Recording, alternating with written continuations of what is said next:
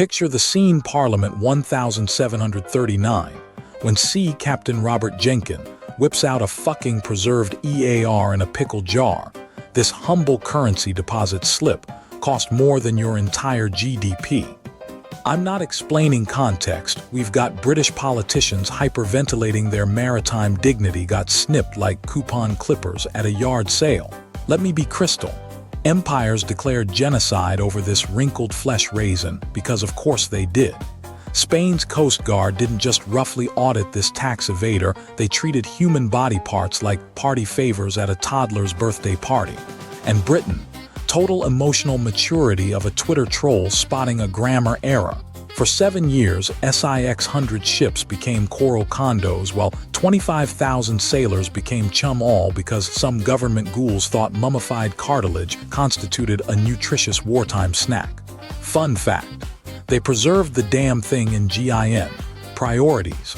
Alcoholism, basic decency. Not even their sketchiest relic could compete. Cromwell's rotting skull sat in Westminster for 3 centuries like a cursed paperweight. Modern analogy. Imagine Ukraine and Russia exchanging artillery barrages over Kim Kardashian's left tit implant. Equally logical. Jenkins just became the 18th century Logan Paul, weaponizing stupidity for clout while governments played civilization drunk on rubbing alcohol. My ex-wife Karen once sent back chili at Denny's claiming she found human toes in it. Turns out, they were just black olives. But at least she didn't start a war over IT. Spain basically graffitied British property with biological warfare while yelling, "No you." International relations reduced to locker room towel-snapping contests. Check the ledger. One dismembered auditory organ versus enough firepower to sink Florida. Any questions about why aliens avoid our frequency? Final death tally landed somewhere between vaccine protest riots and average Florida retirement community bingo night. The war officially lasted 8 years, but the grudge match of the Millennium Trade kept simmering until 1748, when everyone collectively forgot what they were angry about, like my cousin Daryl, after 2 hits of medical moonrocks. Trigger warning for Charles VI. Holy Roman Emperor got so stressed managing this kindergarten food fight, his corpse reportedly had better leadership skills. Timeline summary. 1731. Jenkins becomes involuntary ear donor. 1738. Pickled souvenir goes viral in Parliament. 1739. British cabinet collectively fails the marshmallow test. 1746. Over 300 Spanish ships decorating ocean floors. 1748. Treaty signed with the collective maturity of "oops my bad" texts. Your ancestors cryogenically stored an ear as casus belli PROTIP dismemberment. Humanity's favorite team-building exercise. No lesson here, just proof. Will weaponize anything. My landlord tried to evict me last Tuesday because my cat looked at him funny. Truly, the Jenkins Ear playbook survives. Picture a courtroom drama where the smoking gun is a pickled human ear trepanning itself for relevance. Westminster 1738 looked less like a legislative body and more like Shark Tank for wartime masochists. Robert Jenkins auctioning his detached cartilage as geopolitical tearjerker would make Kim Kardashian's autopsy of Marilyn's dress look like subtle performance art, humanity's gold standard for weaponizing victimhood, since Cain blamed his shovel on OSHA violations, now dissolved to 7 years prior. Jenkins wasn't even smuggling gold or spice, but sugar, the diabetic lobby's gateway narcotic, when Spanish LaGuardia Costa played biodigital Jasmine, tossing his left auricle into the Atlantic like allegorical confetti. Standard protocol dictated captains keep injury souvenirs as workers' compensation evidence. His preserved ear inevitably becoming Britain's national mood ring for manufactured outrage. War Minister Walpole knew this reeking party favor couldn't justify a bake sale, much less continental bloodshed. But the opposition weaponized Jenkins' stump speech tour like Andrew Tate hustling alpha history bros. Imagine the optics. This walrus-faced contrabandista weeping over formaldehyde soup, while aristocrats nodded gravely like divorced dads at a bring-your-daughter-to-work day all, while Spain kept receipts proving Jenkins' ship was smuggling near Havana. Badly. The Spanish captain Julio Leon Fandino didn't just lob the ear, he gifted Jenkins the era's most gnarly motivational speech. "Tell your king I'll do the same if he dares." Colonial trash talk. So potent Churchill later cribbed it for WW2 posters. Here's where Parliament's two brain cells rub together like mating crickets. You know what escalates a proverbially pissing contest? Sending naval fleets to settle who gets the last word. So Jenkins becomes history's limpest war mascot since Tokyo rose worse yet. Documents suggest the entire parliamentary showcase was a rented diplomat ear from some anonymous Jamaican dockworker. Imagine spending enough taxpayer doubloons to fund Alabama's space program, only to learn your martyred Mr. Potato Head part was a prop from Fire Festival. Meanwhile, Spain's like that meme of Michael Jordan crying. They spent 300 years docking salaries of civil servants for losing quill pens. But letting Robert Jenkins slip away with 5 fingers and 9 toes was an accounting insult rivaling Burning Man's IRS audits. British populace collectively dropped their gin long enough to hyperventilate over this auditory injustice. Tabloids illustrating the ear in Victorian Gothic woodcuts caption, "The most sound argument against Spain. Never mind that Britain illegally traded in Spanish waters more obsessively than Elon's Twitter algorithms morality bends like Beckham, when you've got Colonial manifest destiny blue balls." Walpole's pacifist stance dissolved faster than a communion wafer in tequila. The coming carnage proving humanity will always yeet logic into woodchippers when the alternative is admitting they overreacted to barfight theatrics. By 1739, both nations activated their final forms. England holding parliamentary debates declaring war reluctantly, like canceling brunch over avocado shortages. Spain tapping Holy Roman Empire bowling pins for an apocalyptic strike. Jenkins retired on government sympathy checks, while his former tormentor Fandino died peacefully in bed. Poetic injustice. Stacking bodies like Tetris L blocks proving cosmic irony moonlights as history's head writer. The Spanish Royal Commission's report on Jenkins' ear trauma dropped faster than a Taylor Swift breakup anthem remixed by an AI deepfake. A 200-page thesis arguing the sailor volunteered for experimental maritime acupuncture performed by licensed naval wellness specialists. Their forensic team went full Bob Ross on the mutilation, sketching the severed lobe with labels like Democratic Oral Detachment Zone and Sovereign Earlobe Liberation Interface, the anatomical equivalent of rebranding a dumpster fire as artisanal bonfire therapy. Madrid's bureaucracy hit Elon Musk levels of chaotic innovation when the king's top notary certified Fandino's cutlass as a medicinal excision tool, retroactively classifying every rusty cleaver in the Armada as FDA-approved surgical equipment. It was the Catherine Zeta-Jones of legal strategies, piratical gaslighting with enough scribbled Latin to make Pharma bro Martin S.H. Crelly blush. Britain's ambassador got stonewalled harder than Aubrey Plaza at a black tie gala, receiving official condolences on parchment embedded with citrus rinds for vibrancy. Austria's Habsburgs barged into the conflict like a Netflix executive greenlighting a Pirates of the Caribbean/Downton Abbey crossover, pledging 30,000 troops to protect Spain's tax evasion empire on condition Emperor Charles VI could arbitrate disputes while dressed as Ant-Man's oversized villain TM, their treaty clause requiring him to clank through summits in full-plate armor turned peace talks into a LAR ping disaster worse than Comic-Con after an open bar. London retaliated with recruitment flyers photoshopping Jenkins' ear onto stressed cats, and Winston Churchill memes caption, "Tories cut corners." Naval recruiters offered Florida real estate deeds failing to mention Spain still owned the swamps and local gators had better firearms. Soon, Britain's ports resembled a Coachella crowd forcibly relocated to a submarine. Press gangs incentivized volunteers with promises of tropical combat retreats and plunder-based 401, while supply logs prioritized 10K cannonballs, 20K rum barrels, and exactly 3 Bibles. Admirals embraced strategic genius rivaling the fast and the furious submarine scene, steering fleets into hurricanes because weather apps hadn't dropped yet. Their siege tactics against Spain's forts, the naval equivalent of leaving Google Maps reviews on Castle Doctrine. After capturing Portobello, they celebrated by stamping commemorative coins from stolen Incan silver, blissfully ignoring the cloud of Zika mosquitoes, converting their victory rave into a Walking Dead spinoff. Field medics discovered sacramental wine sanitizes wounds as effectively as influencers do pandemics. Spain counterpunched with a Kafkaesque blizzard of predatory paperwork, filing 647 privateering licenses like Uber drivers registering for corporate tax havens.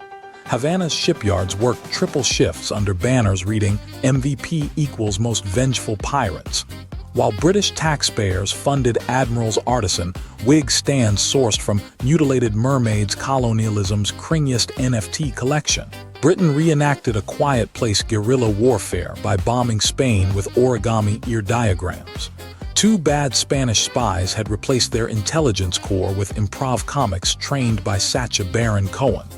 The conflict's climax came when Admiral Vernon shelled a Dutch trader hauling 40 tons of Gouda, accidentally memeing WW2 cheese airdrops into an ancestral trauma. Spanish observers noted, "They charge like Thor, then retreat like Canai chasing a stolen smoothie." Colonial theaters suffered grand Gucci glove slapstick. Georgia's militia invaded Florida wearing armor made from repurposed moonshine kegs and Chick-fil-A ads, crumpling when Spanish dragoons blasted in cantos. "We don't talk about Bruno" on war tubas. Their retreat sparked Seminole TikTok challenges mocking colonizer moonwalking. Jamaican elites hosted battle-watching brunches until a stray mortar turned their infinity pool into a Final Destination cameo. European courts processed casualties via Bridgerton-style tapestries, portraying battles as croquet disputes with minor hematomas. Spain's Queen-mandated battlefield updates arrive via messenger donks in Supreme-branded saddlebags, while Parliament replied requiring dispatches sealed with Jenkins-cloned earwax, a logistical nightmare hailed by Elon's Twitter bots as disruptive biocrypto. The true winners, Panama's weaponized mosquitoes, racking kills like Call of Duty pros on Red Bull. 75 million silver coins. That's what happens when you let national policy get dictated by a theoretical eBay auction for Jenkins' pickled ear, surviving the algorithm reckoning past 1,742. Britain torpedoed a tenth of its GDP into this tantrum like a GameStop bro, YOL owing his life savings into expired call options. Meanwhile, Spanish accountants filed the war under accidental charity, since every cannonball lobbed at Cartagena was basically outsourcing their municipal demolition projects. The Treasury's funding strategy. Imagine if the guys behind the Ranos reverse-engineered a DARE pamphlet. They financed the fleets by hawking war bonds marketed as dear-racents NFTs to aristocrats who'd already bankrupted themselves betting on racing hedgehogs. Loan terms included clauses like, if we win, you get rights to Jenkins' future earwax royalties, and losses redeemable as Siberian tiger piss futures. Actual expenditure breakdown was peak bureaucratic dementia. 43% vanished into logistical vaporware, basically Alibaba orders for 10,000 left-handed sextants and inflatable siege ladders designed by Da Vinci's drunk interns. Another 26% funded Admiralty-mandated morale boosters like rum rations, laced with experimental antidepressants distilled from OkCupid rejection emails. The rest, straight embezzlement. Officers blew budgets on Cartagena Airbnb warfare flops where they'd live-stream bombardments to Twitch subscribers under Asmer siege ambience. The Occupation Army's quartermaster tried expense reporting 12 tons of gunpowder as therapeutic personality realignment glitter. Parliament retaliated by auditing him via carrier pigeons trained to peck out embezzlers' eyes tragically. Birds got distracted attacking a sentient wig collection instead. Oversight collapsed further when tax enforcers discovered Spain was counterfeiting British receipts using recycled parchment from rejected OnlyFans FAQs. By 1743, the treasury resembled a crypto exchange midrugbull. Every ship sent to blockade Havana came preloaded with captains moonlighting as Bolivian emerald smugglers who'd pivot mid-voyage to drop-shipping haunted porcelain dolls. The invincible Armada, too. Zero got so desperate for sailors they press-ganged Norfolk farmers, using Tinder profiles catfishing as MILF admirals seeking deckhands for prolonged performance reviews. Meanwhile, Jenkins paraded his ear stump through London in a custom Fabergé display case, strapped to a donkey painted like Key Dollar Ha's emotional support animal. Crowds threw turnips dipped in gold spray paint shouting, "Show us the centaur tax returns." His memoir flopped harder than Musk's comedy special, when footnotes revealed the Ear's alleged last words were him drunkenly confessing to botching a Smashing Pumpkins karaoke cover. Moral: humanity will bankrupt empires over insults imagined 7 years post-incident, while ignoring famine banging the door with an eviction notice duct taped to a meteor. Civilization is just a flaming dumpster circling the drain yelling, "Worth IT," as the lid clangs shut. Locked in formaldehyde like Alon's last surviving brain cell at a Burning Man meltdown. Jenkins' Pickled Oracle ignited history's dumbest holy war by becoming piracy's equivalent of a limited edition. Beanie Baby dunked in holy water. Spanish profiteers liberated this dubious trophy-chasing and NFT screenshot tier valuation after its owner abandoned it in a Cardiff pub to argue with a painter about his portrait rendering his abdominals like mushy Minecraft blocks. These enterprising scoundrels immediately realized stolen cartilage decomposes faster than a Twitter influencer's credibility, offloading their moldy haul to Amsterdam bureaucrats for barrels of rum and property rights to a West Indies escargot farm. Whitehall briefly reclaimed this absurdist artifact in '45, only for PM Pelham to punt it across Westminster Hall, using a Hobbes anthology as a paddle during what historians now call the Leviathan Lacrosse incident. Treasury officials immediately began placing live bets on whether the flap could float in lukewarm porter like Christ's worst tapas garnish, with fisheries revenue wagered via Venmo for Whales parchment transfers. That ledger still exists. Christie's auctioneers circulated alongside Kardashian divorce decrees to prove liquid stupidity outperforms gold during bear markets. Then came the great chorizo heist of '48. Lusitanian agents disguised as Vatican truffle inspectors smuggled the earlobe through 6 checkpoints inside a cured pig's foot, nearly triggering intercontinental warfare when a hangry bishop mistook it for communion charcuterie.